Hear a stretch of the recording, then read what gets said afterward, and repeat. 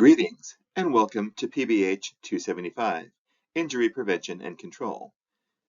Today's lecture will cover the history of injury prevention as a public health concept, and we'll also go over some of the epidemiology of both injuries and injury prevention. This is designed to be kind of a quick overview here near the beginning of the semester into this topic.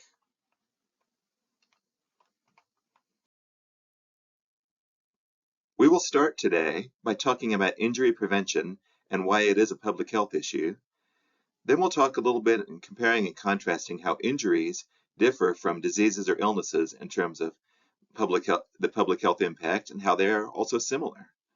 We'll talk about different types of countermeasures that are done to try to prevent injuries or reduce their severity. We'll talk about global injury data and trends, and then we'll talk about injury epidemiology and trends here in the United States. Before we get too far, let's define what we mean by the term injury. The National Center for Injury Prevention and Control within the Centers for Disease Control and Prevention came up with a definition for injury that I think is very elegant and is very correct, especially here in the United States. They define injury as any unintentional or intentional damage to the body resulting from acute exposure to thermal, mechanical, electrical, or chemical energy, or from the absence of such essentials as heat or oxygen. The important word to focus on here is acute. We're talking about an incident where damage occurs rapidly and it's usually immediately apparent. And that's what tends to differentiate injuries from diseases or illnesses. It's the acuteness of the exposure. When we have a condition where we have subacute exposures to energy over long periods of time, we tend to call that a chronic disease, an illness, or a chronic disability. We tend not to call that an injury, even though it might have started with an injurious event way upstream.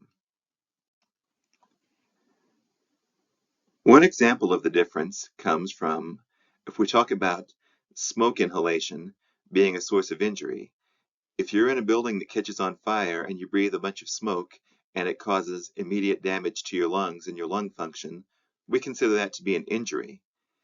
If you chronically damage your lungs over the course of many years from smoking and then later on develop emphysema or some other form of fibrosis or even cancer, that's generally considered that's a type of chronic damage and it's generally considered to be an illness or a disease. Another example would be asbestos. If you breathe in a single fiber of asbestos, it goes deep into the gas exchange regions of your lung, the alveoli. Your body tries to get rid of it and it can't, and so what happens is that the immune response from that single fiber can make a localized lesion in your lung. And nothing might end up happening with that lesion, or that lesion might eventually result in a cancer, and you could come down with mesothelioma, or lung cancer, or asbestosis. So that single acute exposure that caused a micro injury can eventually lead to a long-term chronic disabling illness. And the reason why it's important to talk about the differences between injury and illness is because it's not necessarily universal. As we'll talk about later on in this lecture, the World Health Organization tends to classify some things as injuries that we here in the United States, using the CDC definition, would not. And the biggest example would be any disease or chronic condition caused by alcoholism. The World Health Organization tends to classify as an alcohol-related injury because without the exposure to alcohol, the disease of cirrhosis or liver cancer or whatever else it might be would not have happened. Sort of the same extrapolation that could be done here with, mesothelioma never would have happened if that acute injury due to being exposed to particles of asbestos had not occurred. As we'll see later, this means that when you look at international data for things such as poisonings, the rates in some countries tend to be very high because alcohol consumption is high in those countries. And again, it's just the WHO sees anything that where alcohol could be a contributing factor as an injury, whereas here in the United States, we tend to classify alcoholic liver disease, for example, or cirrhosis as being illnesses. So just a quick little primer on the sort of comparing and contrasting between injuries and illnesses or diseases. So if you've made it this far into the public health curriculum or the health sciences or the pre-med curriculum that you might be in if it's not public health, it should not really come as a surprise to you that public health does and should have a role in injury prevention. Because the truth is, injuries and their consequences can be reduced by using not just the tools, but also the prevention perspectives that are part of public health. For example, we can use epidemiology and biostatistics, very important in order to develop conceptual models and use surveillance so that we can measure what's happening in a community and also predict what might happen in terms of injuries and how we might be able to prevent injuries from happening in the first place. Risk assessment and toxicology also has an important role to play in other tools of environmental and occupational health. Health promotion and health education. This is important. I feel like maybe it's been emphasized a little bit too much, particularly in the field of occupational injuries, where you you tell people how to avoid hazards and train them up and expect that's going to be enough. It is necessary. It's not sufficient. As we're going to talk about a lot over the course of this semester, we always need to be thinking upstream and trying to create the kinds of conditions and the kind of society where people don't get injured so readily, where people don't have to be perfect and thoughtful all the time in order to avoid being injured. But with all that said, there is still an important role for health promotion and health education, and all types of education program development, and then evaluating to make sure that the educational programs you come up with are actually working, particularly when they involve the use of public funds and public monies. It's always important to be able to show results. Finally, healthcare administration and policy, another important part of public health, has an important role in injury prevention because the truth is, a lot of times, no matter what we do, people will still get injured. And so it's important to have training in trauma response, in treatment and rehabilitation services so that maybe people can get back a little bit of function that they lost as a result of an injury, but then also risk reduction policies and more upstream solutions as well. So injury prevention is a public health issue.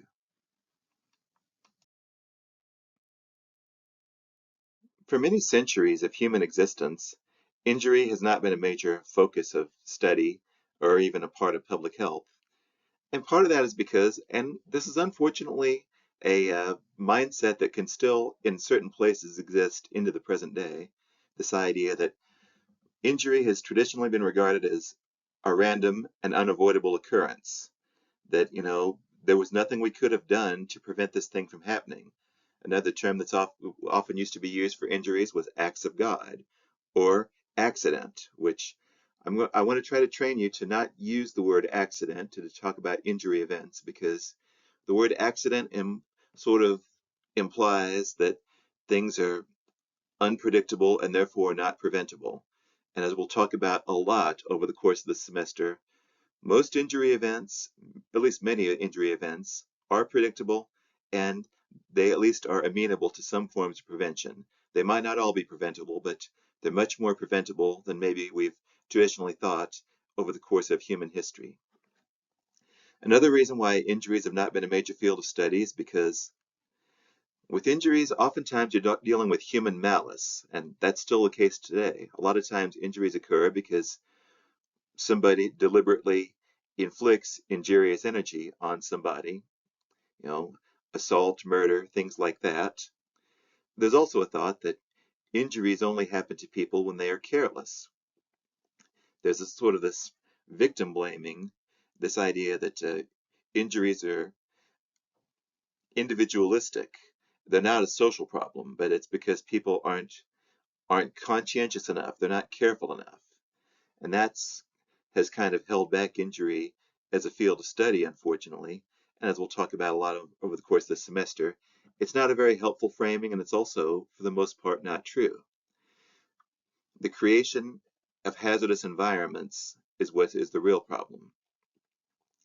But the fact is, for much of human history, strategies for prevention have not been particularly well developed. There's been a lot more focus on individual education, on sort of trying to perfect humans, and maybe even use other tools such as prayer in order to prevent these random acts of God from happening to you. But injuries in a lot of cases, really in most cases, I would argue, are a social problem. And viewing them as individualistic and centering on the shortcomings of individuals, we're failing as public health professionals if we do that. And so much of the course of this semester is going to be dedicated to making you think about upstream and making you think about conditions and creating better environments so that people can thrive and have fewer opportunities to become injured. Some very slow and incremental improvements started to happen in the 19th century or the 1800s, particularly in countries that were beginning to industrialize heavily, such as the United States, and also several regions of Western Europe. This began to be an era where it was recognized that there were some environmental risk factors, particularly in the workplace, that were causing injuries. It wasn't just that workers had poor moral fiber and that's why they were falling ill and getting injured, or they were all careless or drunk.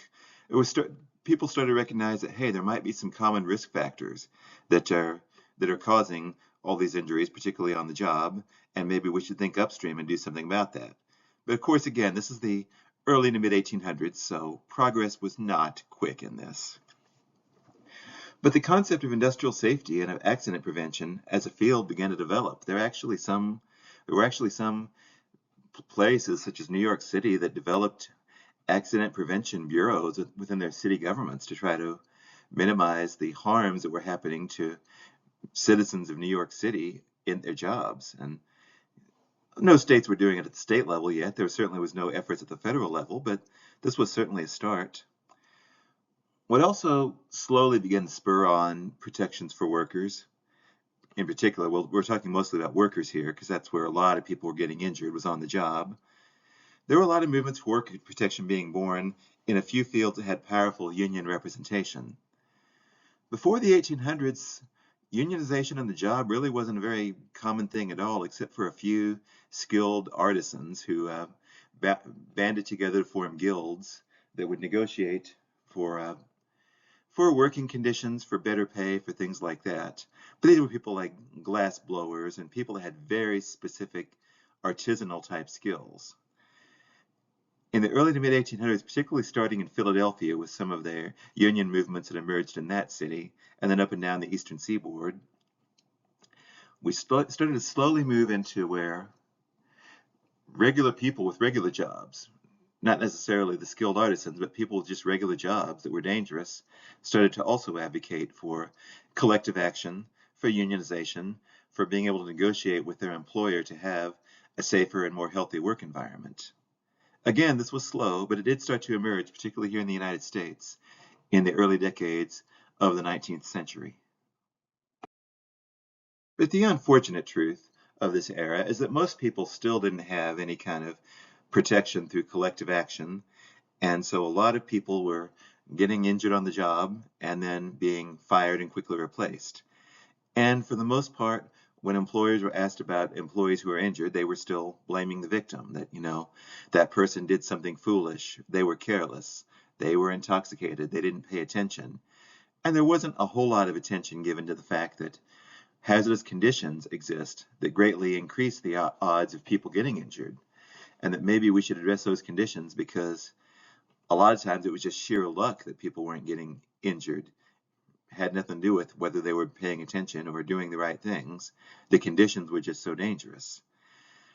This was also an era where a lot of people were getting injured outside of the job through consumer products. This was well before the era of the Consumer Product Safety Commission, the Food and Drug Administration, and so there were a lot of products being sold to consumers, particularly things like patent medicine, with all sorts of outrageous claims about what they could do. They could, miracle tonics that could cure tuberculosis, cure impotence, cure baldness, all sorts of weird things that people were being advertised in print and on the local street corners. And there was just no way of knowing what you were getting, and a lot of these things were just very dangerous.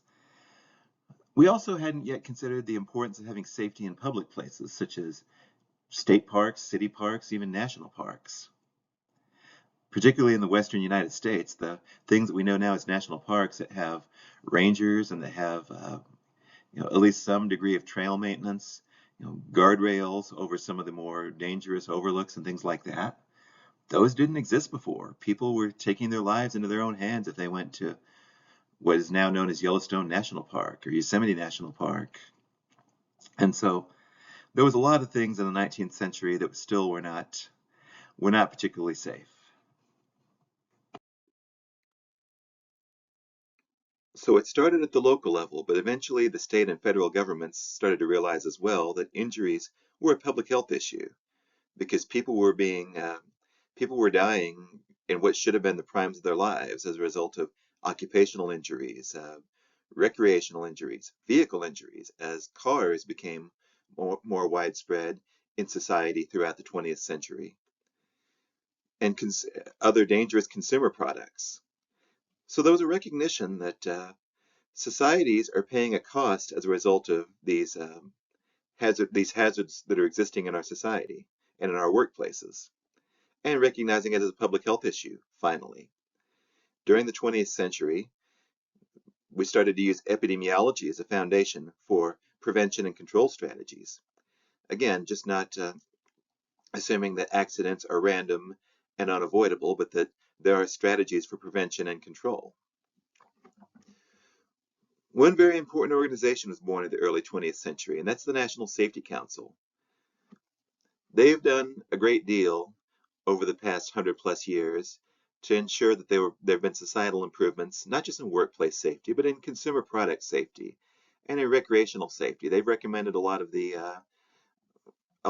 improvements, for example, to public pools and to other water access points. And another important role the National Safety Council has served is as a clearinghouse for safety data, because starting in the early 1900s, a lot of local and state governments, trade guilds, unions started to collect data on safety performance of workplaces and products and things like that.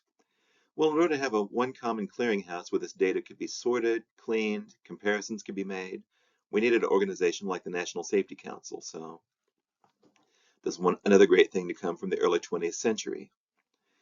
In 1923, the brilliant insight was made that if you want to prevent injuries, rather than just throwing up your hands and saying that injuries are, again, random and unavoidable, if you actually want to prevent them, you can. And that there were three words that all started with E that were kind of the keys to injury prevention. These would be engineering, education, and enforcement. We still call them the three E's to this day and still use them a lot. As we'll talk about later on, there's a fourth E, environment, that I think is just as important as those three, but the three E's are key and are critical. Engineering means you can design out hazards in a workplace or in a consumer product or in an environment or create some kind of barrier between the person and the hazard so that injurious energy exchange does not occur. Education is the second of the three E's, where we can sort of educate people on the safe and proper way to use a product or a workstation or whatever else it is. And the third E is enforcement. And this one was probably the slowest one to get adopted in the United States. From the time when the concept of enforcement as one of the three E's was developed, it took almost 50 years after that before the William Steiger-Osh Act was approved, which actually gave us a federal agency that enforces workplace safety. It took a long time for the Consumer Product Safety Commission to be developed as well, for several decades after this idea. But now we use enforcement as a key tool. You're not allowed to make products that are known to be defective or that are likely to cause serious injury to consumers. Workplaces, or at least now, are theoretically supposed to be free from recognized hazards likely to cause death or serious physical injury. Now, that doesn't always happen in practice, but that is the intention of the William Steiger Occupational Safety and Health Act. So just using these three E's, rather than just throwing up your hands and saying that injuries are unavoidable, was a clear sign of progress. Applying the scientific approach to injury prevention was greatly accelerated in the United States and worldwide in the year 1942 by an article that was published from Dr. Hugh DeHaven. And this is a fascinating article where he did extensive analysis for several years leading up to this of fall events of people falling from distances of 50 and even up to 150 feet and somehow miraculously surviving. Now, the human body is, we're soft and we're delicate, and we're not really designed to survive falls from this height. When I worked as OSHA compliance officer for many years, and we would go to a construction site where somebody had fallen off of a rooftop, tragically, but also almost every single time, if it was a fall of greater than 20 feet, or certainly a fall of greater than 30 feet, usually we were doing a fatality investigation because for most humans, that much energy exchange when you hit the ground is not survivable. But yeah, there have been people, like real edge cases, who have fallen out of windows, fallen off of scaffolds, fallen out of airplanes, and fallen great heights, up to 150 feet, and then through some just miraculous ways that some of the energy was mitigated by hitting an awning or landing on loose sand or lots of different things, that mitigating even a fraction of the energy that would otherwise be absorbed can be surprisingly effective. And in some cases, it can help people survive and be relatively uninjured for things that should have been fatal.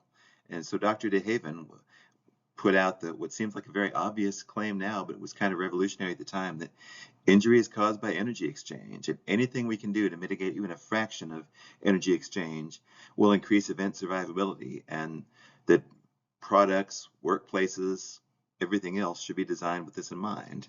So this discovery from Dr. DeHaven and subsequent colleagues has really helped us out a lot.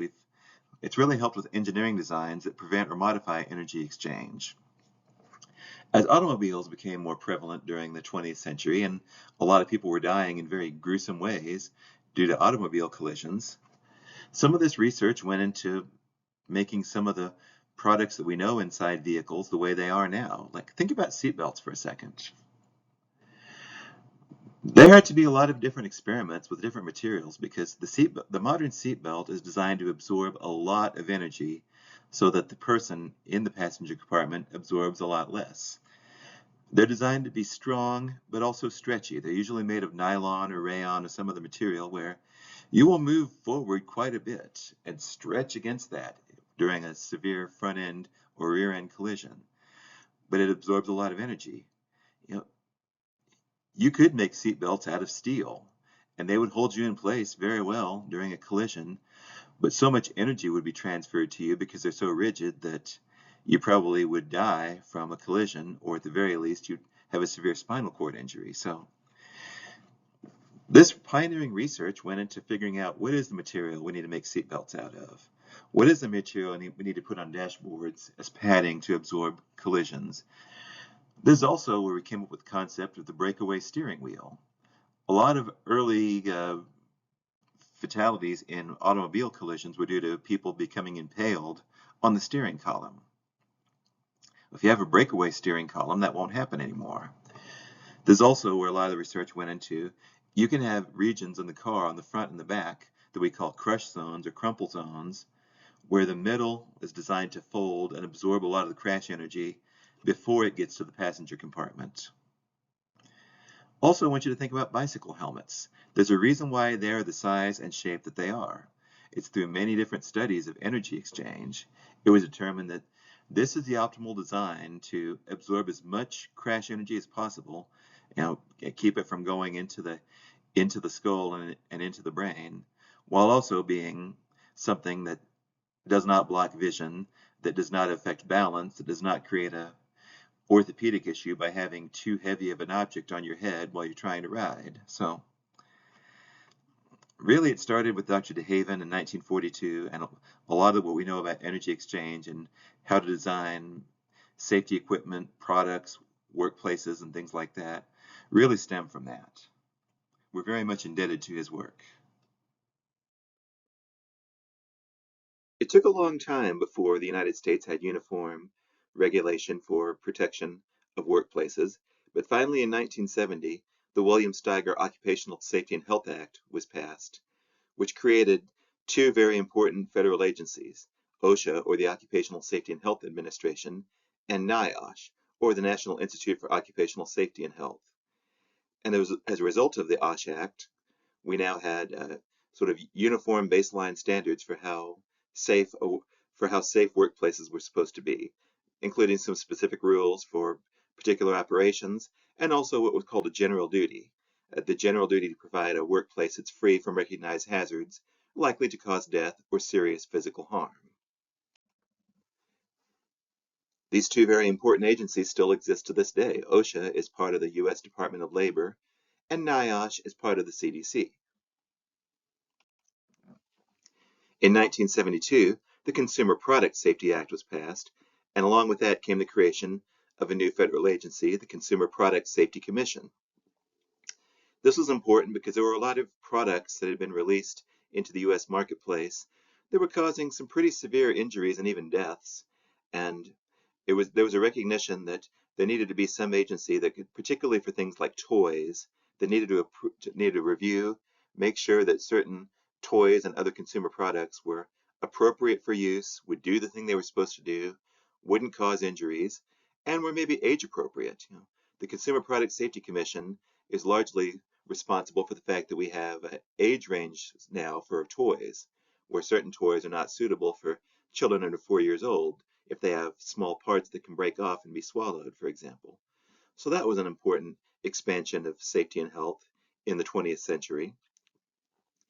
We started to also expand the concept of what is an injury starting in the 1980s through the modern times.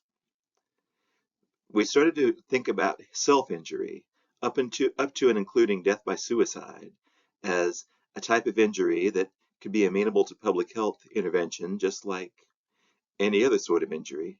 And we also started to think about certain conditions such as overdoses as being injuries that were amenable to public health protections as well.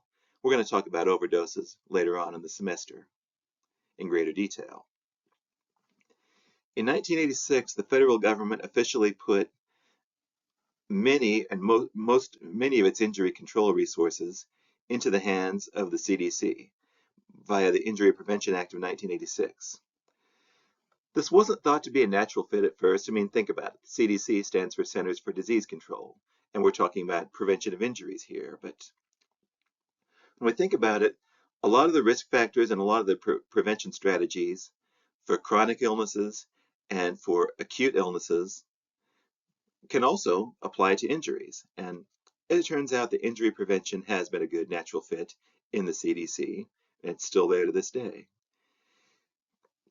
In order to sort of cement the fact that the CDC would play an important role in injury control, the federal government actually gave the CDC funding in 1990 as part of the Injury Control Act. Funding or appropriations is very important because if an agency is given a mandate or a charter or something like that, but then is not given the resources to actually enact that, then it's just an unfunded mandate and nothing's going to happen. Well, the federal government actually made sure that injury control functions in the CDC would operate by continuing to fund them. And in fact, in 1992, an additional funding came along, and also the establishment of the National Center for Injury Prevention and Control within the CDC. The National Center for Injury Prevention and Control is the agency that came up with the definition of what is an injury from earlier in this presentation. The United States has not done a particularly good job dealing with the issue of gun violence and injuries caused by firearms. But one very important thing did happen toward the end of the 20th century, and that was the passage of what's called the Brady Handgun Violence Prevention Act, more commonly known as the Brady Bill. This requires background checks for anybody who wants to purchase a firearm from a federally licensed firearm dealer. Now, it doesn't apply to private sales or to events such as gun shows where people are selling a gun from their private collection. But if you're going to an actual licensed firearms dealer, you have to pass a background check before you can be allowed to buy a firearm. That's as a result of this bill.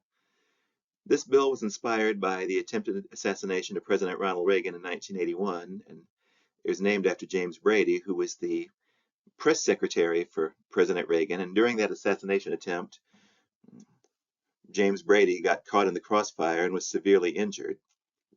And he spent the rest of his life advocating for this bill that bore his name, that 12 years after he was severely injured came into law. The reason why it was important is because the person who attempted to assassinate President Ronald Reagan would not have passed a background check if one had been available at the time. He had purchased a firearm from a dealer, but because of some red flags in his background, he would not have been able to purchase it if the Brady bill had been law at the time. Another very important act happened in 1994, the Violence Against Women Act. Before this act, the sad and unfortunate and honestly kind of enraging truth is that a lot of acts of violence against women, particularly of domestic violence in the household or even sexual violence, tended to be treated as sort of private family matters, things that the police were not often very anxious to be involved in. So there was a need for federal regulation to make it clear that certain things were not acceptable, and there was restitution elements put into the Violence Against Women Act as well. So it was a big step forward in trying to improve the safety and health of those who identify as female within our populations. So in the 21st century, there have been efforts to reduce both injuries and violence worldwide, and a lot of these efforts are being led by the World Health Organization, or WHO. So in the 21st century, trying to reduce injury and violence has become a worldwide effort, with the World Health Organization getting involved. In the year 2000, they created the Department of Injuries and Violence Prevention because there are a lot of violent incidents occurring worldwide. There's also escalating injuries occurring as a result of, you might remember this from Dr. Cinnamon Dixon's lecture in week 1, where she talked about how globalization has led to rapid industrialization and therefore also rapid urbanization in many areas of the world. And because of that, there's a lot of people on roads that are not necessarily designed for the number of people that are on them. And so a lot of particularly road injury deaths are starting to occur in those regions and at levels that have never been seen before. So the WHO has made this a big focus point. The National Violent Death Reporting System here in the United States was appropriated in the early 2000s as well, as part of several federal and national level strategies for prevention of both injuries and violence. The National Action Plan for Child Injury Prevention was unveiled in 2012, along with the National Prevention Strategy, which is America's plan for better health and wellness. This came out through what's called the Affordable Care Act, also known as Obamacare, and this was an important prevention strategy. And as a result of this, injury and violence prevention is now a major part of our Healthy People 2020 goals as well. There's been an increasing global focus on injury, and also the idea that prevention partnerships and coalitions are so important because a lot of times there's a lot of local knowledge about what the problems are and also what some of the potential solutions are, what's going to work in certain regions, where if you have when you zoom out a little bit farther, maybe you lose some of that knowledge. So partnerships and coalitions are always going to be important if you're trying to prevent injuries or violence, no matter where you're talking about.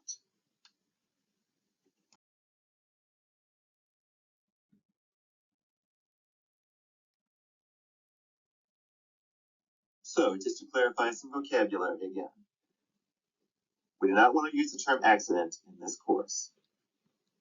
We want to use the term injury instead. By using the term injury, we're implying that there's some predictability to it, that it's not random, that it's amenable to prevention, that there's a health outcome that we're trying to seek, for somebody to be not injured, to not have the sequela of injury occur to them. Using the term injury instead of accident also reduces the any assumptions we make about causation and fault, and instead focuses on the actual environmental or built environment or social environment or information environment problem that's actually causing the injuries. We'll use the word intentionality through this lecture and throughout the semester to raise kind of your awareness of risk and also the purpose of the risk. We currently classify injuries as intentional or unintentional. Intentional injuries, of course, are things that are inflicted on others by malevolent actions. Unintentional injuries are usually inflicted by, it can be through careless acts, through just bad environments, or just other things that occur. We'll also talk about both prevention and control. Both of them are important. Of course, if we have prevention, we don't need control. But we really need to have both because sometimes injuries will still occur regardless of all of our preventive actions that we take. And then we need to sort of control the severity of the injury and the risk that that injury will occur. When we talk later on about the Haddon matrix and other things that have been developed in the injury control field, we'll talk about pre-event circumstances, things that happen before the injury or incident, that if we put some interventions in that realm, we can prevent the incident from occurring. We talk about things that happen during the event that can maybe mitigate the severity of injury. And then we also talk about post-event things to help control damage and minimize it. This includes rehabilitation after an injury event.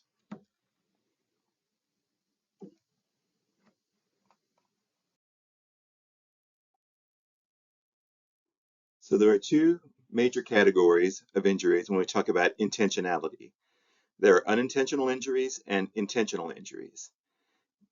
The largest proportion of fatal injuries, almost 2/3 or 65%, and this is consistently seen from year to year. Usually about 2/3 of all fatal injuries will be what's considered unintentional.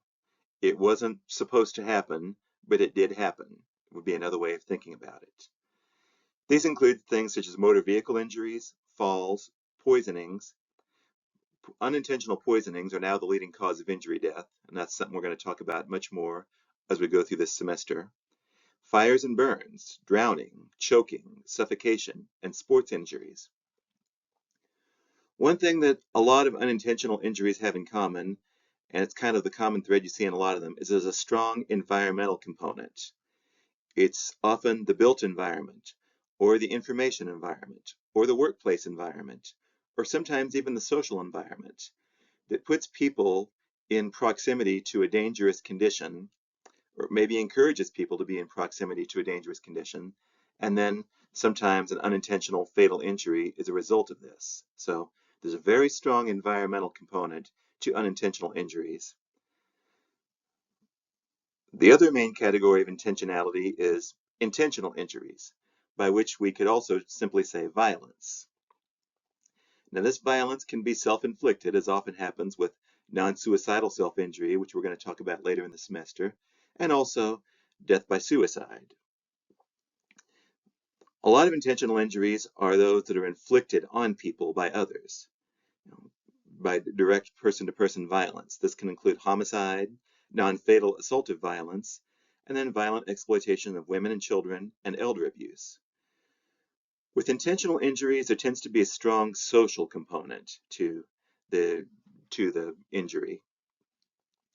While this is not always the case, it is often the case that these things are not random. If a person suffers from intentional injuries inflicted on them, it is usually by somebody they know. It is not often by a stranger or somebody who they never interacted with before. Of course, that can happen, but more than 80% of the time, it is people that you know.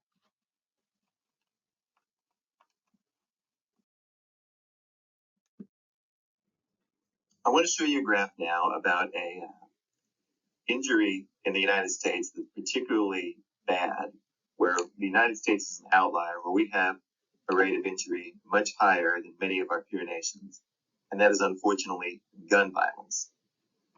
This data comes from the Institute of Health Metrics and Evaluation at the University of Washington. They're a wonderful repository for this sort of information, even though it can be kind of disturbing to see this information. What this bar graph is showing you is that among high-income countries with a population of over 10 million, those are the countries we're talking about. look at the rate of firearm homicides per 100,000. So this is a per capita unit of the United States compared to these other high-income countries greater than 10 million. The USA really stands out. Our citizens here are about 10 times more likely to die as a result of firearm homicide compared to residents of these other high-income countries, with the exception being Chile, where even compared to Chile, we still have a rate that's more than double their rate. There's a profound social component to this anomaly. It's something that we'll talk about later in the semester. It's something that I'm sure you have all thought about if you've thought about injury prevention and sort of the environment that we live in here in the U.S. There's very profound. There's not much of an appetite for gun control legislation here in the United States for reasons we'll talk about later on. Fortunately, one of the results of that.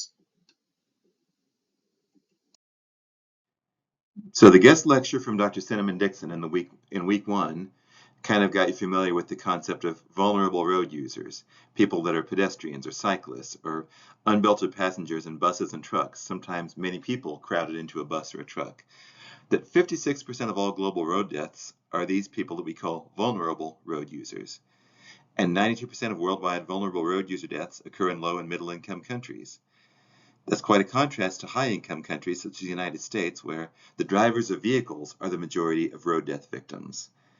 So for who dies on the roads, there's a profound environmental and social component to this.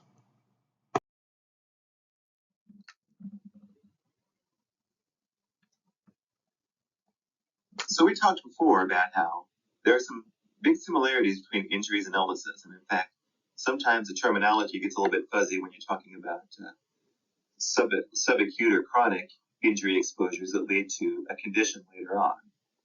That can be both an injury and an illness. The similarities between injuries and illnesses in the United States was first really elucidated well by John Gordon, who was a pioneering epidemiologist at Harvard in the early to mid 20th century. He did many scientific studies of disease patterns, including what we now familiarly know as the epidemiologic triangle, showing that there's a host, an agent, and an environment.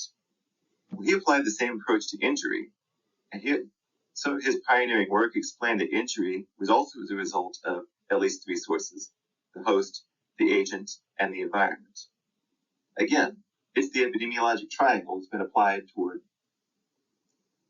illness for a long time. It looks familiar. So what's missing? Well, in this case, the agent is not a microbe. It's energy exchange. That's the agent that's affecting the susceptible host, and the agent in this can exist within an environment. So it's the very same concept that we see with illnesses, but this time applied to injuries. So the temporal analysis that we do when we study injuries is actually very similar to the tiered prevention strategies that we've known about for decades for infectious or chronic diseases. In fact, when you think about the Haddon matrix, where you have pre-injury phase, injury phase, post-injury phase, that tends to line up very closely with the primary prevention measures, secondary prevention measures, and tertiary prevention measures that we associate with illnesses, with illness prevention.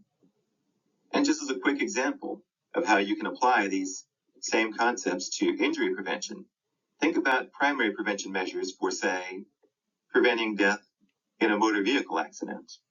The primary prevention measures would be things like designing a safer car, making road improvements, eliminating blind curves, putting in better tires and better handling so that cars are less likely to crash.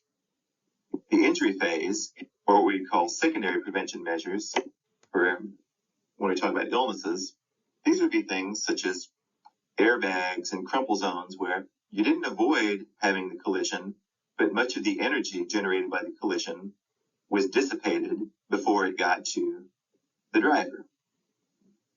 Front and side airbags are another example of sort of secondary prevention measures that apply during the injury phase. And post-injury phase, those are tertiary prevention measures such as rapid access to emergency medical services and things like that. So again, the temporal analysis for injuries is very similar to the types of analysis that's done for infectious and chronic diseases, which is why public health professionals are uniquely situated to study injuries as well as diseases. So I've already referred to it a couple times. You're going to have to do an exercise using the Haddon matrix for your selected injury topic later in the semester. So let's talk about the Haddon matrix very briefly. This was developed by William Haddon back in 1970. He developed both a matrix and a series of countermeasures that continue to be prominent in injury prevention all these decades later. In this case, what you do is you make a matrix, basically a table. In this case, you're talking about a child injury from a playground fall. So first you think about pre-event circumstances. What are some things about the host, meaning the child, that made them susceptible to the fall? What are some things about the agent or the playground equipment that might have led to the fall? What about the physical environment? And what about the socio-cultural environment? So basically, you just kind of fill in a matrix of pre-event conditions, conditions that prevailed during the event, while the fall was happening, what led to the injury, and then post-event, which means given the injury, what determined its severity. And as you can see, not every single box in the matrix is going to get filled out for every single event that you look at. But many of them can. This really helps us to, again, it helps us kind of divide our thinking into primary, secondary, and tertiary measures, and really spells out, kind of areas where we might be able to improve versus areas where maybe there's not a whole lot we can do, and so we need to focus our prevention efforts elsewhere. And this really helps us visualize that very well.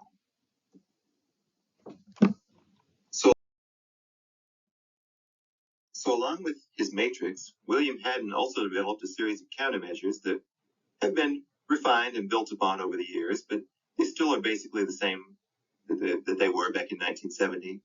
One of the most important countermeasures, again, this is one of the best primary preventions we can do for anything that's going to cause an injury, is to prevent the initial creation of the hazard. In other words, if the hazard doesn't exist, the injury will not occur.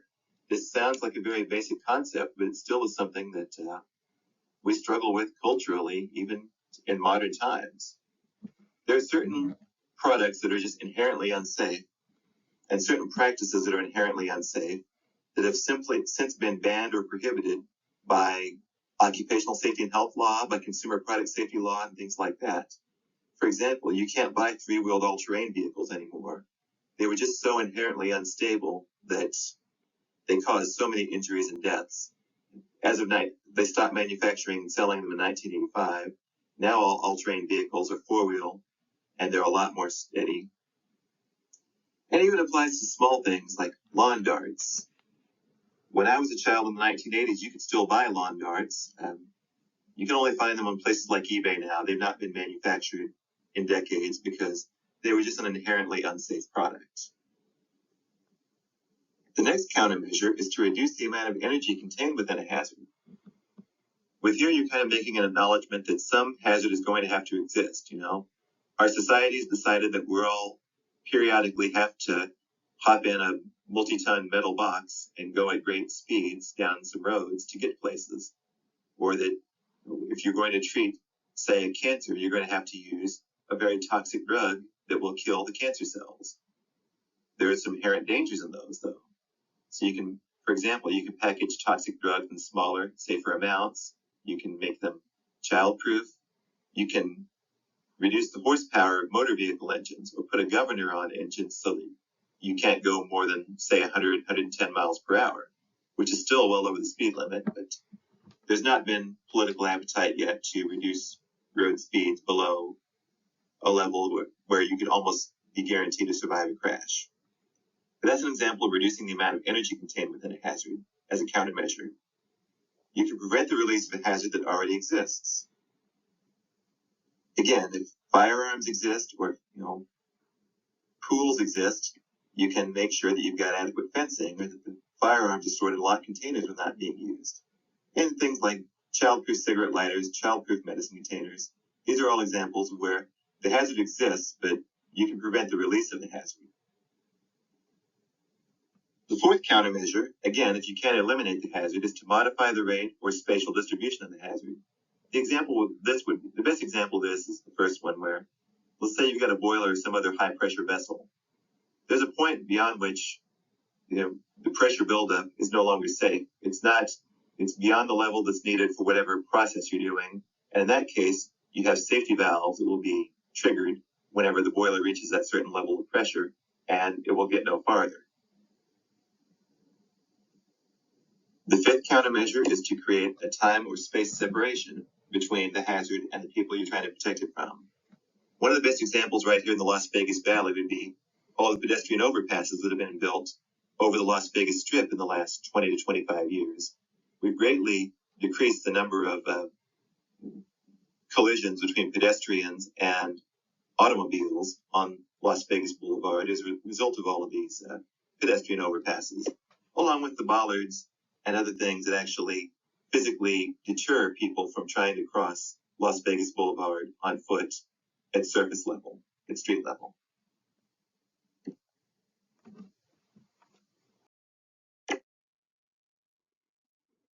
A material barrier is the sixth countermeasure, and the bollards I referred to in the previous one, they probably fit a little bit better into this one, where the hazard exists, in this case, the cars racing down Las Vegas Boulevard, but if you're a pedestrian and you're walking on the sidewalk where you're supposed to be, there's actually big energy absorbing bollards between you and the cars. The next countermeasure is to modify relevant basic qualities of the hazard.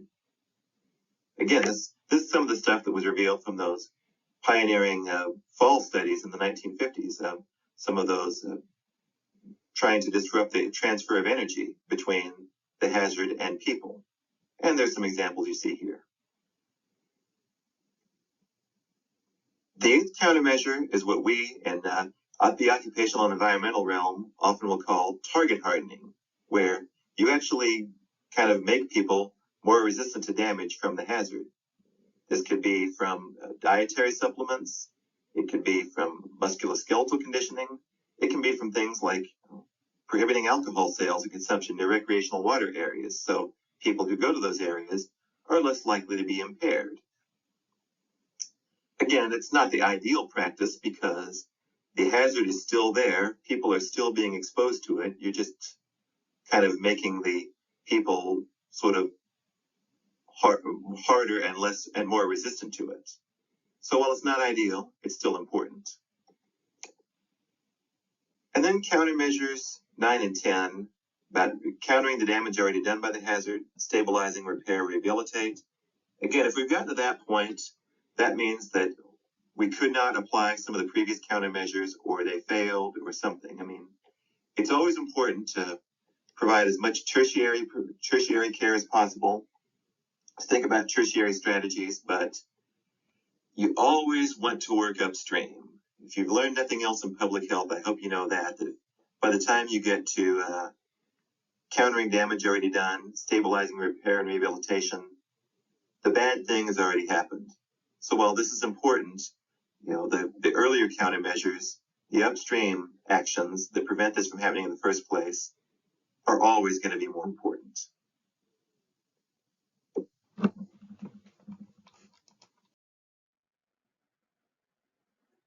So now some closing thoughts on injury prevention before we move into some more of the epidemiology of injuries and injury prevention. The latter part of the 20th century was when a lot of public health agencies really began to recognize the importance of injury prevention, and actually started to realize that public health agencies had the expertise and the knowledge that could apply to injury prevention, just as it had to infectious and then later chronic diseases. There were development of many ways to apply the public health approach to the problems of injuries and the prevention of injuries. The Haddon Matrix is a vivid example of that, but really just about all the other public health tools. It turns out these can be adapted and developed to help reduce injuries. Unfortunately, even here in the 21st century, there's still too much of a focus on making injury-causing environments survivable, rather than working upstream and thinking about how we can actually take away the sources of injury, and actually changing the environment through social change. Probably the most vivid example of that would be all this talk we've talked in a lot of recent slides about road vehicle injuries and deaths. We still are a very car-dependent culture, really all over the world. The countries that are rapidly industrializing are doing it. They're also becoming more motorized. We've not really stopped being very motorized and mobile here in the United States. We've not invested in public transit, except for in a few densely populated city cores where public transit makes more sense. There's just been not a lot of appetite for that. So we're still focusing too much on, sort of target hardening and making, so we can survive injuries rather than working upstream to prevent those injuries from occurring in the first place. My hope is that you will take some of the public health knowledge that you're learning here at UNLV, and that you'll become the generation of people who actually looks upstream to real injury prevention.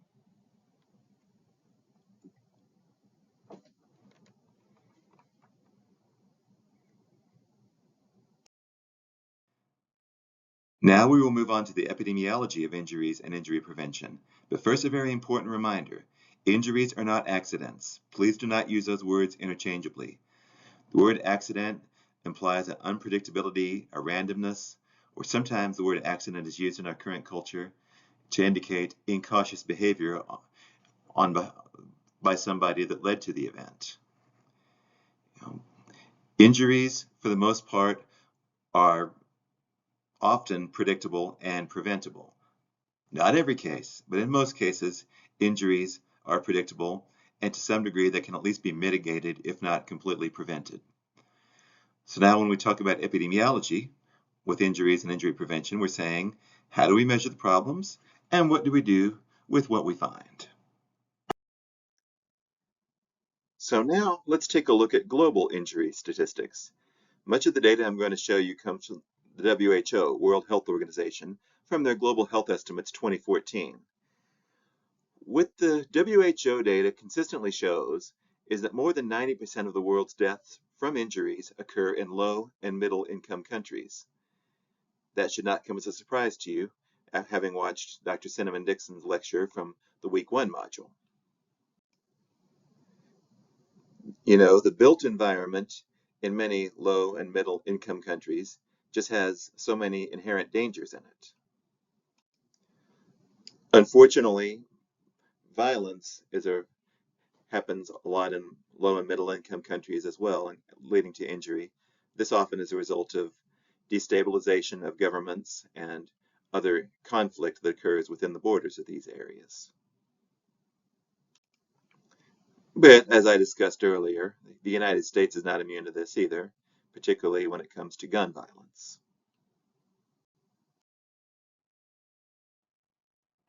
It should come as no surprise to you at this point to know that road traffic injury rates are much higher in developing countries compared to higher income countries.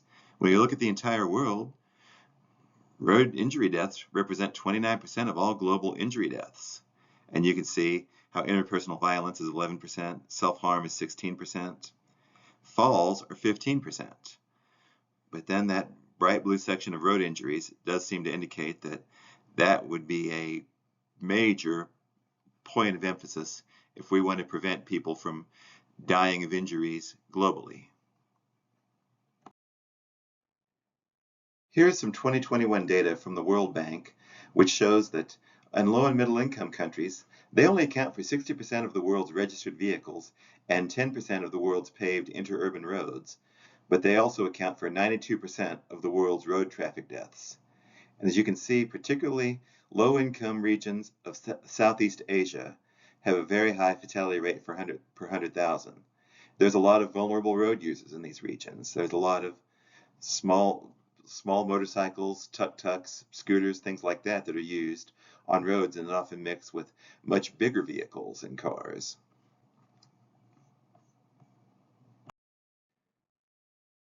When we dig into this a little bit further by the types of vulnerable road user that dies, you look in the Southeast Asia region, that 46% of all the fatalities in the Southeast Asia region are people who are using powered 2- and 3-wheeler vehicles. Again, those are vulnerable road users because you're just on this thing. There's not really any crash protection around you. so you're quite vulnerable. And a lot of other regions where walking is more common, like look at the African region data. The 33% of all fatalities in the African region are pedestrians. In the European region, 50% of them are people in four-wheeled vehicles, such as cars and trucks.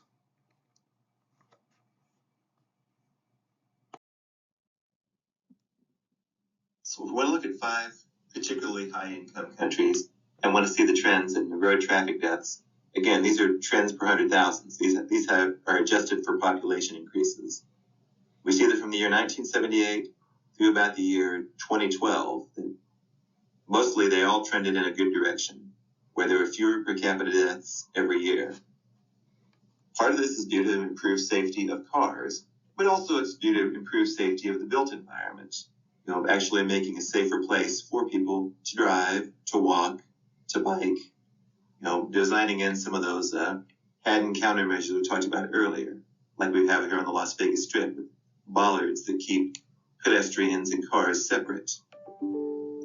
So yeah, information environment and built environment, along with improvements in the safety of roads and cars, have all contributed to a reduction in per capita traffic deaths in high-income countries.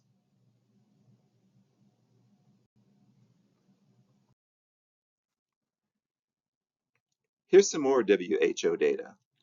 In this case, we're looking at the rates of death per 100,000 persons associated with cause-specific injuries based on income level and region from the year 2008. So this looks at various categories of unintentional and intentional injuries.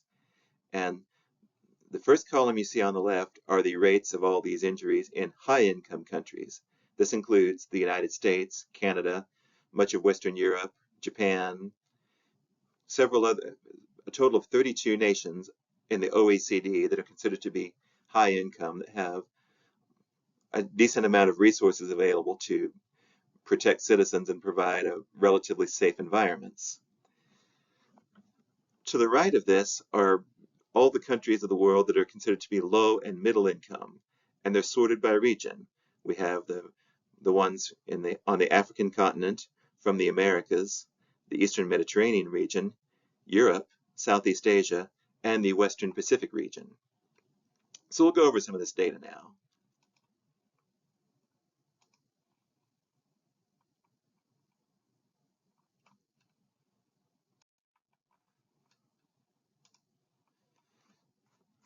It should not come as a surprise, this first column, after what we've talked about from Dr. Dixon's lecture and in this lecture, that road traffic injuries in high-income countries, the average is only 10.3 per 100,000. But then you look at the rates in the Eastern Mediterranean region, the Western Pacific region, the African continent, the Americas, Southeast Asia, and Europe, the countries of those regions that are not considered high income, you see rates ranging from 17.2 to 21.6 per 100,000. Again, this should not be a surprise based on what we've talked about already. For falls, we see an interesting phenomenon where the rate of death in high-income countries actually exceeds those in several of the other low and middle-income country regions of the world. There could be a lot of different reasons for this. One that might have to do with economic development and cultural preferences for example, for living in and building high rises, because a lot of fall deaths happen on construction sites, and in a lot of areas in like the Eastern Mediterranean and on the African continent, you don't necessarily have a lot of high-rise construction taking place. Whereas in high-income countries and in some of the lower income regions of Southeast Asia and the Western Pacific, there is a lot more of that. This could be one of the explanations for this phenomenon. For drowning, the rates in high-income areas are much lower than the rates in low and middle-income areas.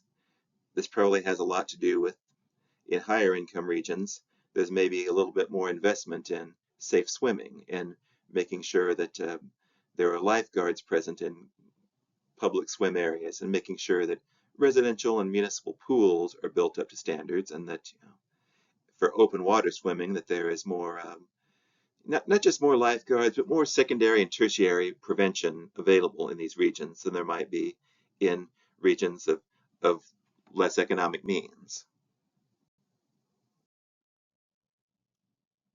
When we look at rates of fire death, it shouldn't be a surprise that in higher income countries the rates tend to be lower. This probably has a lot to do with the greater availability and ubiquity of adequately trained and staffed fire departments, of equipment such as sprinkler systems that can help extinguish fires at their incipient stage before they get out of control. But you might also notice this is not universal.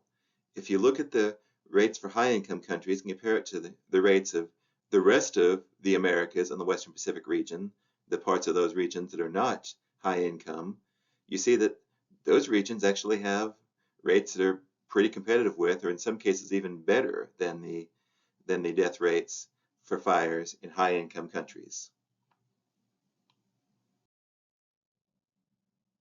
When we look at the death rates from poisoning, we really start to see a vivid example of that anomaly I talked about earlier, where the WHO classifies poisoning injuries differently than the CDC does, particularly when we talk about alcohol poisonings. The WHO classifies any disease that results from consumption of alcohol to be an alcoholic poisoning death, even if the the death occurs after many years of chronic exposures, which fits more of like an illness pattern than an injury pattern. And in many countries of Eastern Europe, in particular, there are high rates of alcoholism, and there's high rates of alcoholic liver disease, cirrhosis, and premature deaths as a result of alcoholism. And that's why you see the low and middle income regions of Europe have such a high, astronomically high rate of poisoning deaths compared to the rest of the world. The reason why the high-income countries have a relatively high rate of poisoning deaths is largely driven by the opioid epidemic, which we're going to talk about in greater detail later in the semester.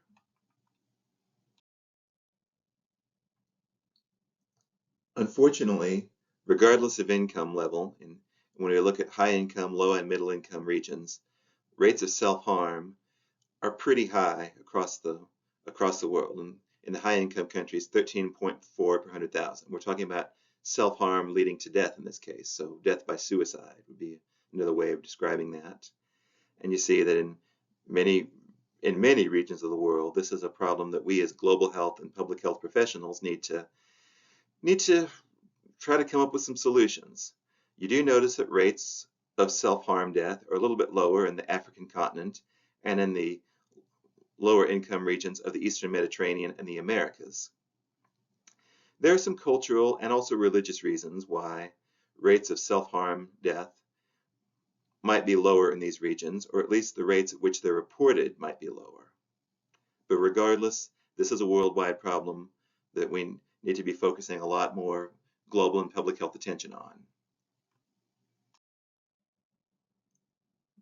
The last two categories we have here, interpersonal violence and war and conflict, are just kind of a tragic illustration of the fact that economic health and stability of government really is such an important factor in population health, in mental health, in ability to function and have a safe and healthy society for everyone.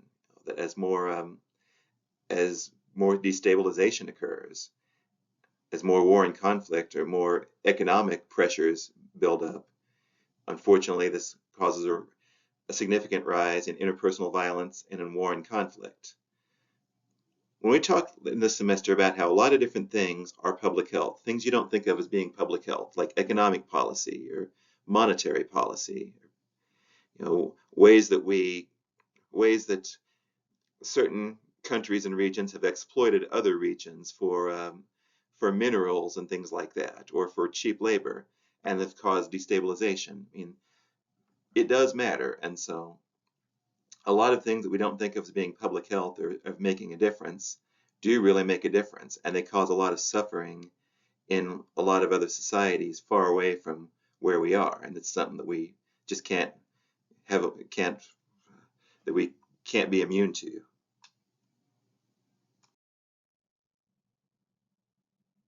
And here is a world map version of some of that data we just talked about. And what this shows you is that A lot of the regions with the lowest injury and mortality rate per 100,000 tend to be the higher income regions of the US, Canada, Western Europe, places like China, Japan, Australia, New Zealand. What's interesting is that, again, because the WHO classifies alcoholism and alcohol-related diseases as if they lead to death, as injury deaths, you see that the Baltic states and Russia have the highest rate of injury death on the planet. And again, alcoholic injuries are legitimate and they're a public health problem that should be addressed, but this is a little bit of an artifact also of the way that WHO counts injuries versus the way CDC counts injuries. Injuries are still certainly a major public health threat right here in the United States, and you don't need to look any further than the CDC WSCAR's data system to see this. If you look at the 10 leading causes of death in the year 2022, and this is all causes of death, both injuries and illnesses, you'll see that unintentional injury is the leading cause of death from ages 1 through 44. Under the age of 1, congenital anomalies tends to be the leading cause of death, and once you get to the ages 45 and above, it tends to be sort of chronic diseases such as cancers or heart disease. You see that unintentional injury is the leading cause of death from 1 to 44. You also see that deaths by suicide are the second leading cause of death among those ages 10 to 14 and then 25 to 34. And homicide is the second leading cause of death among those aged 15 to 24. So the injury deaths, be they unintentional, intentional, death by suicide, or intentional by homicide, are highlighted on this graph so you can see that injuries are clearly a public health threat. They appear all over in the 10 leading causes of death across every single age group. There is an effect that is seen by gender or gender identity as well. When you look at the 10 leading causes of death by gender or sex, which as I said before, the CDC WSCAR's data system currently only has binary definitions of gender identity. Future revisions of this might include other categories, but as of right now, there's only male and female available in a lot of this government data that comes from the CDC.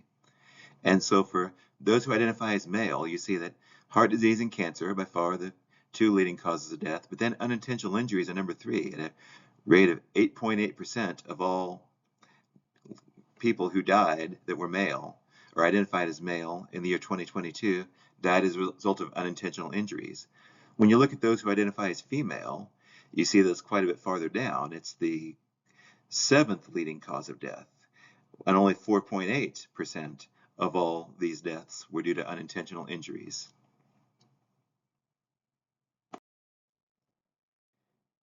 If we take away all of the causes of death that are not injuries, so we take away infectious diseases and chronic diseases, and just look at the leading causes of injury death in the United States, what we see is that what are the leading causes of injury death? It depends on age group. For those under the age of 1, it's unintentional suffocation. From ages 5 to 24, it's unintentional motor vehicle traffic incidents. From ages 25 all the way through 64, it's unintentional poisoning, which a lot of this is driven by the opioid epidemic, which we're going to cover later on in the course of the semester. Once you get over the age of 65, the overall leading cause of injury death, by a very large margin, is unintentional falls.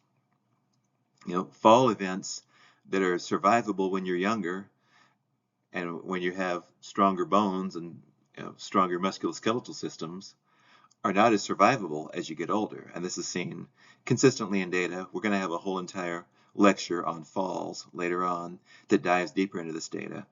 So when we look just across all ages, by far the leading cause of injury death in the United States is unintentional poisoning, again largely driven by overdoses.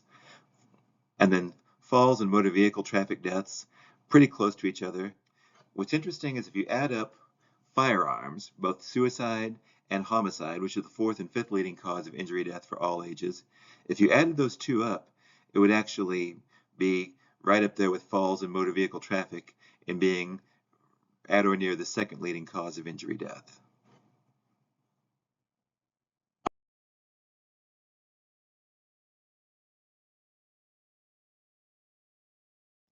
So despite whatever improvements that we have made in terms of things such as road vehicle safety and many of the other things we're going to talk about over the course of this semester, this is still a major problem in the US. A lot of people are still dying due to injuries.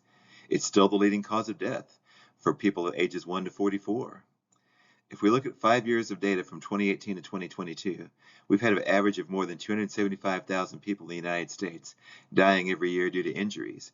And since so many of these people are dying between the ages of 1 and 44, we're talking about a lot of years of potential life lost. They're also a major cause of morbidity. An injury doesn't have to be fatal in order to severely impact a person's life and their quality of life. There are more than 26 million injury cases that sought medical treatment in the year 2022 alone. When we look at people aged 10 to 34, we see that injuries cause more deaths among that group than all other causes combined, than every single chronic and infectious disease combined. Injuries is by far the leading cause of death, even when you're combining everything else. Two very common visualizations used for the injury problem are the iceberg and the pyramid. And in this case, with the iceberg, what you're seeing at the top are the major harms where people suffer death or serious injuries. But then underneath the surface of the water, you're seeing the much larger number of people who maybe they had a near miss, but they might not get so lucky next time. Or they had a minor injury or something like that. But the condition still exists that could eventually become a serious injury or even fatal to the next person. So that's why it's important to take care of it. Probably the somewhat more simpler, more scientific way of envisioning it, though, is as a pyramid.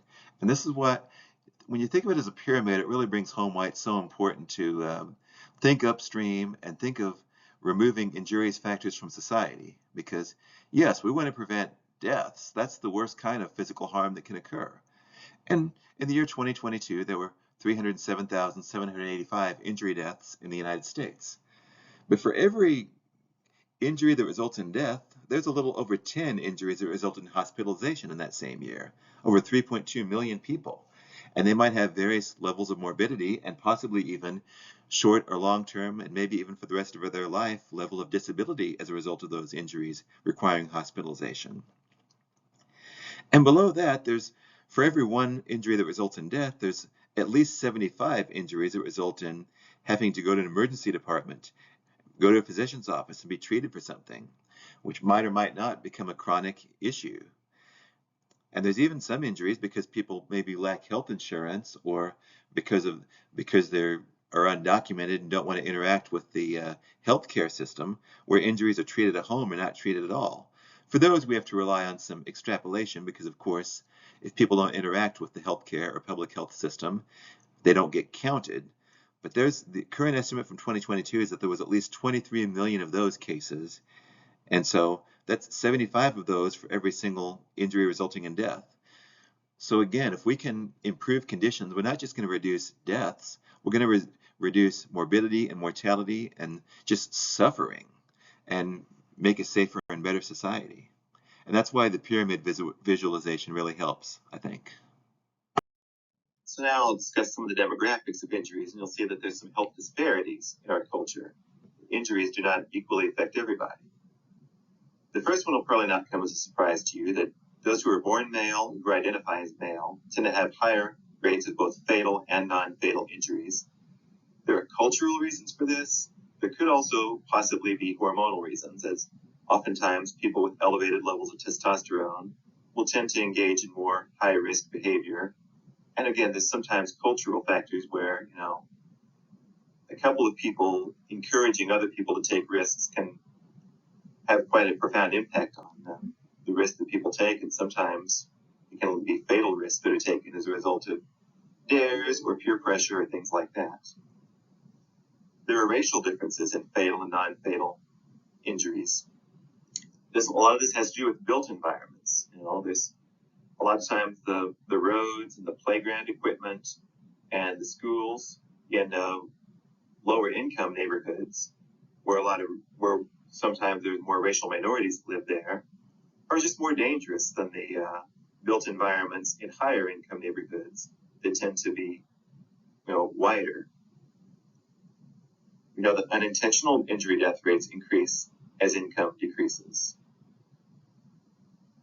This is just, again, a lot of it has to do with the built environment. A lot of it has to do with the information environment. A lot of it has to do with social environment. We know the homicide rates increase as income decreases. Therefore, people in the lower socioeconomic status realms, who often are usually disproportionately minorities as well, suffer from higher rates of homicides. We know that unintentional injury rates are higher in rural areas compared to urban areas, which might seem like a strange paradox until you think about in rural areas, there's a lot more dangerous activities such as farming and mowing and things like that happen, where activities that have very high rates of injury. We know the homicide rates are higher in urban areas, and suicide rates are higher in rural areas.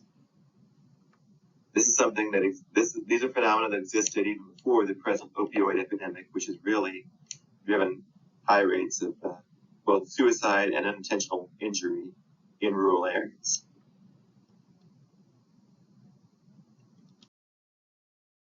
On an average day in the United States, about 842 people will die of an injury. That's one injury death every 1 minute and 43 seconds. If you're wondering how that compares to heart disease, there's about 1,924 people per day that will die of heart disease. So, no, it's less than heart disease. It's a little bit less than half of that, but still, that's a very large burden. 8,996 people will be admitted to a hospital for treatment of a non-fatal injury. So that means inpatient hospitalization. They have to stay for observation, for rehabilitation, for lots of different things. And about 63,000 people will visit a physician, emergency department, or outpatient facility for an injury-related health issue. They'll go home the same day. That's why it's considered outpatient, but still, almost 64,000 every single day. That's a very large injury burden. Since unintentional injuries are the leading cause of injury death, and the leading cause of death, actually, between the ages of 1 and 44, it should not surprise you when I tell you that injuries disproportionately affect the young, leading to what we call years of potential life lost. Anytime that a person is not able to live up to what their life expectancy should be, obviously it's a tragedy for that person, but it's also a loss for society, because whatever kind of gifts and talents that person had, or how many loved ones were impacted by that person, there's a loss that happens. So when we look at now we're just looking at infants on this graph. From birth to age 1, we see that unintentional injuries are the 4th leading cause of death in both the years 2022 and 2023.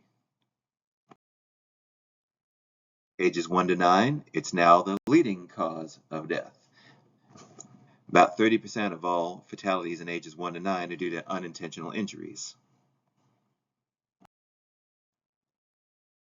Between the ages of 10 to 24, we still have a very large percentage of people, and it's by far the leading cause of death is unintentional injuries, but then you start to see intentional injuries playing a significant role as well, where deaths by homicide and deaths by suicide are the second and third leading cause of death in the ages of 10 to 24.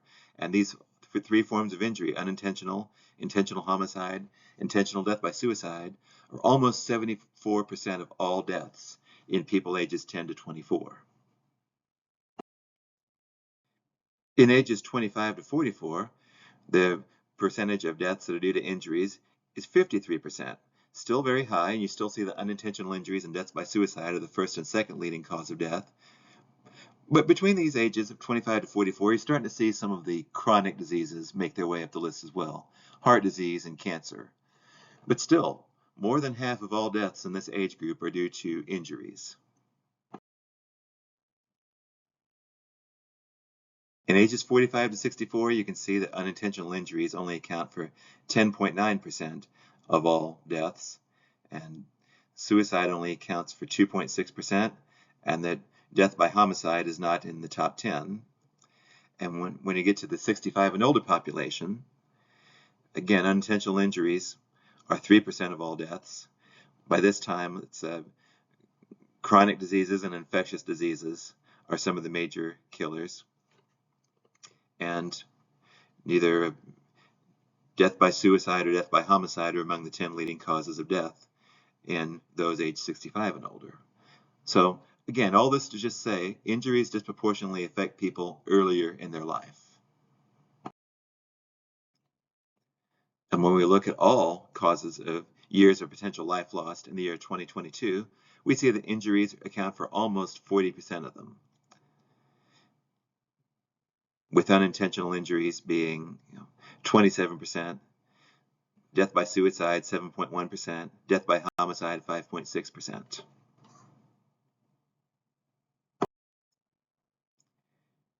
Injuries can be tragedies, they can be devastating. They can also be very costly. They're a major drain on healthcare dollars. It's currently estimated, based on the WISCAR's data from 2022, that the cost of injury roughly equals the cost of heart disease. Now, with that being said, it's hard to fully estimate injury cost, but you have to consider medical costs, work loss costs, quality of life loss, and other indirect costs.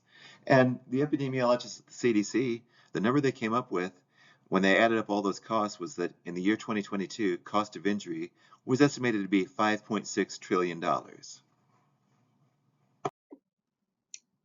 So we've talked a lot about how injury is clearly a major public health threat. It's a major societal issue. So therefore, you probably think, so it must be at the top of the list of issues that are being dealt with aggressively, right? Public health must be really focused on this, along with state and local governments and people who care about health and well-being. Well, unfortunately, no.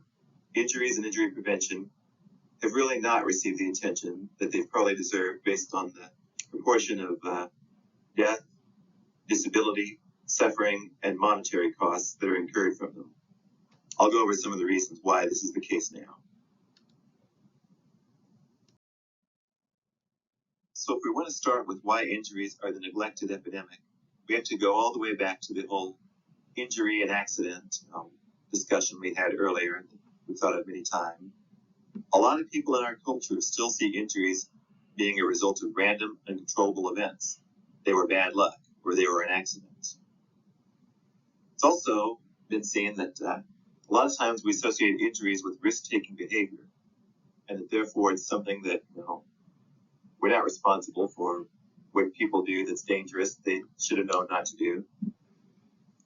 We glorify risk-taking somewhat in our culture, particularly in the realm of sports, where people risk at times gruesome and at times life-threatening injuries in order to perform a sport at the highest level.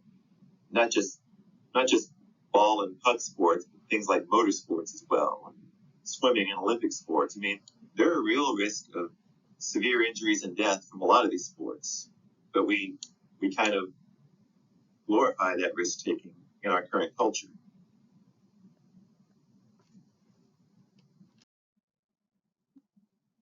Another factor is that we are a market-driven society. A lot of times, if you want to make a product safer, or a system safer, or a workplace safer, or a building, or a national park, or whatever it is, there's going to be some outlay of cost to do that. And the question becomes, who pays for prevention? So if you want to prevent injuries from occurring later on by spending money right now, that's a good and noble thing, but the people who have to pay right now might not see it that way. Many industries, for example, have been unwilling to incorporate new safety technology because it would cut into the short-term profits. For an example of this, let's look to the automobile industry here in the United States. Cars basically became available starting around the 1920s after Henry Ford perfected the assembly line. And for many decades after that, Americans just kind of accepted the fact that cars were basically rolling death boxes, and that, if you got into a collision, you were pretty good chance you were going to die.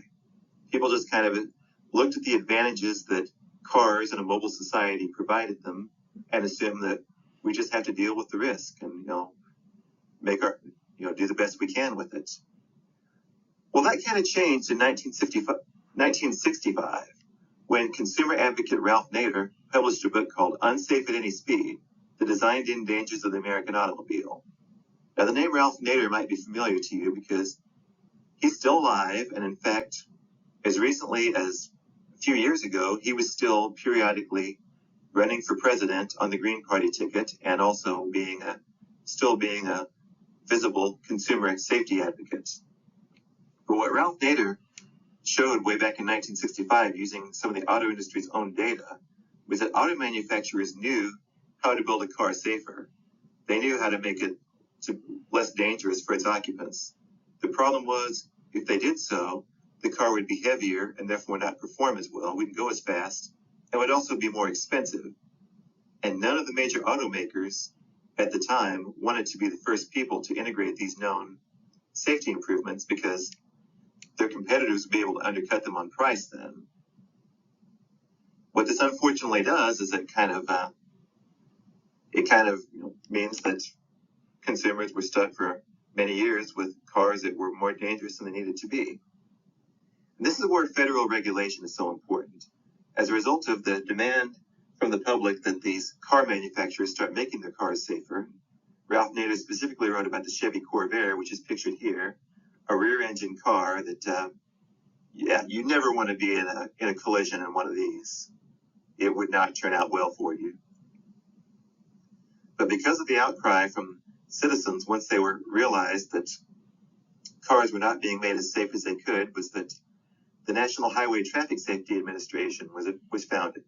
They were created and then they were empowered to set standards for auto safety so that, yes, you could still try to make a cheaper car than your competitor, but everybody's cars would have to have breakaway steering wheels and seat belts and other features such as radial tires. I mean, there were certain baseline levels of safety that all manufacturers were forced to put into their cars, where this was a result of pressure put on originally by Ralph Nader and then subsequently by consumers who became educated about this.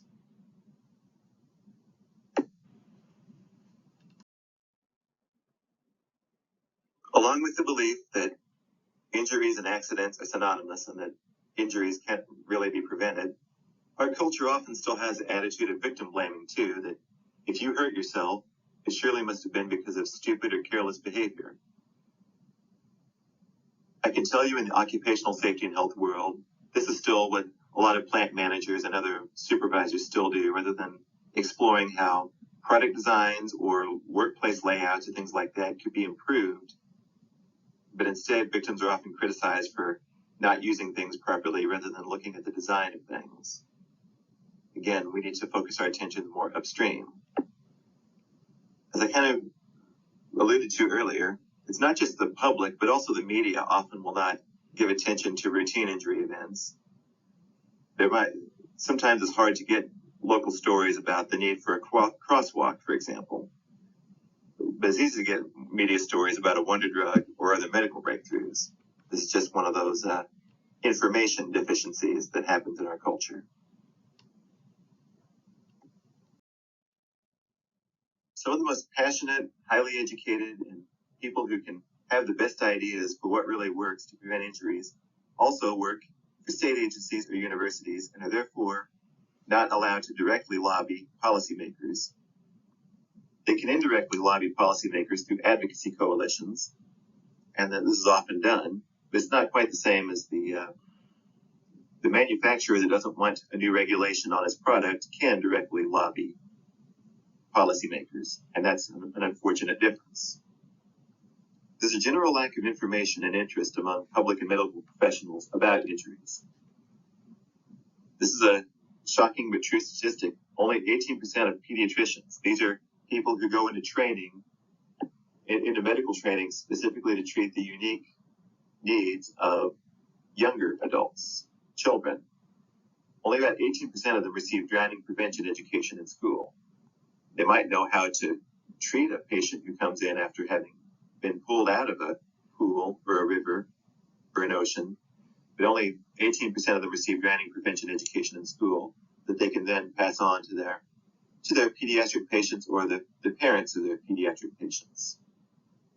This is a big information deficiency that needs to be corrected.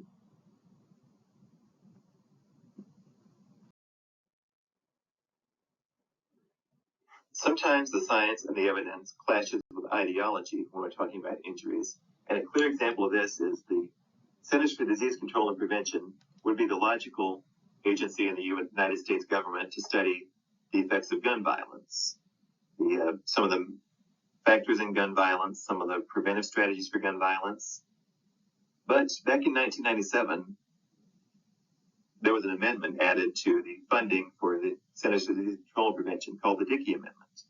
This amendment implied, it didn't necessarily directly state it, but it implied that there could be funding withheld from the CDC if there was any attempt to fund research that had to do with gun violence or gun control or anything like that.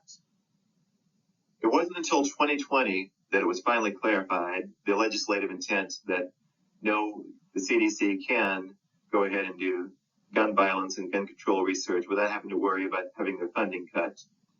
But for 23 years, people at the CDC who wanted to look into this topic were scared to do so because they didn't want their agency to lose funding. So this is just one of those. This does happen periodically, and thankfully, this particular one might be in the rearview mirror now. We sometimes don't have the data we needed too, especially at the local level. The injury surveillance data, this lack of data can make it difficult to identify, understand, and prevent the problems.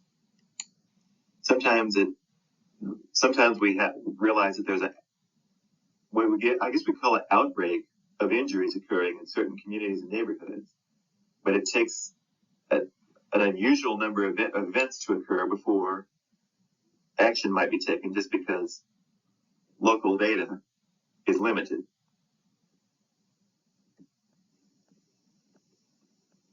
In general, public health funding is limited, not just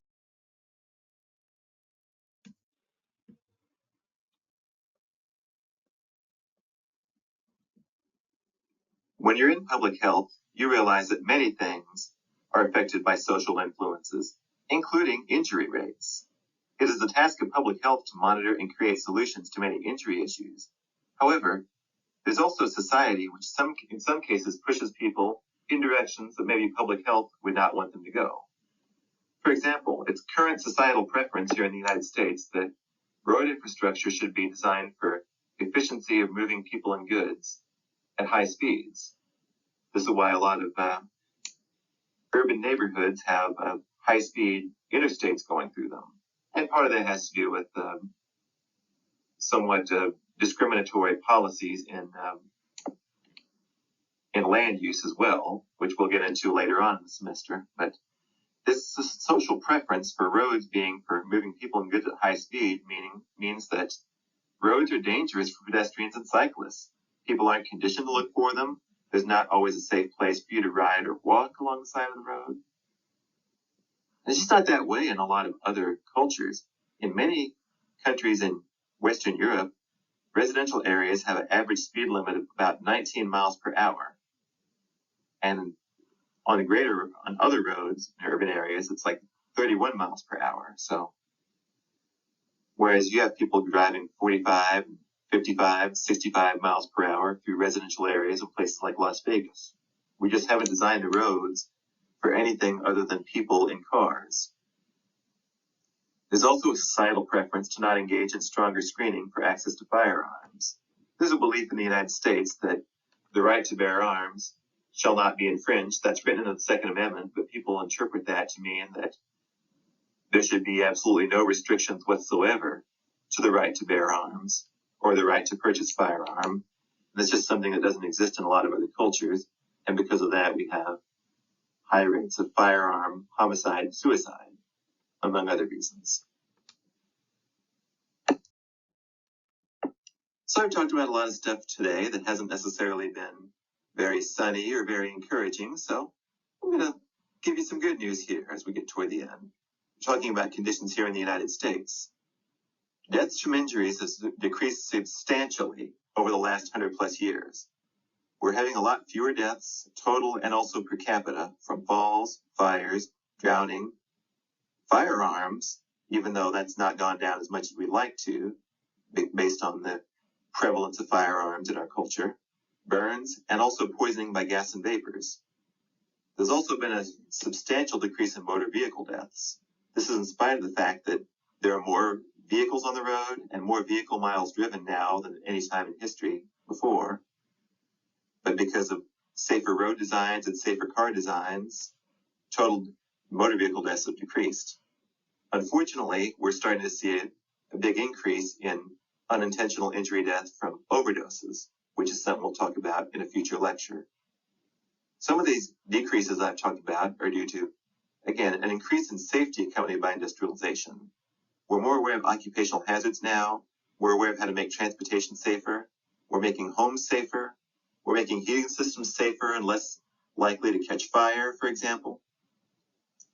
Once people are injured, there's less of a risk of dying because we've kind of gotten better at tertiary care, getting people the medical help they need quickly. Again, we're talking about pre-COVID. During the COVID-19 pandemic, when hospitals are overwhelmed and crowded, it's probably not as good of a time to be trying to get tertiary care. And we've increased the use of science-based injury control strategies, which has only helped.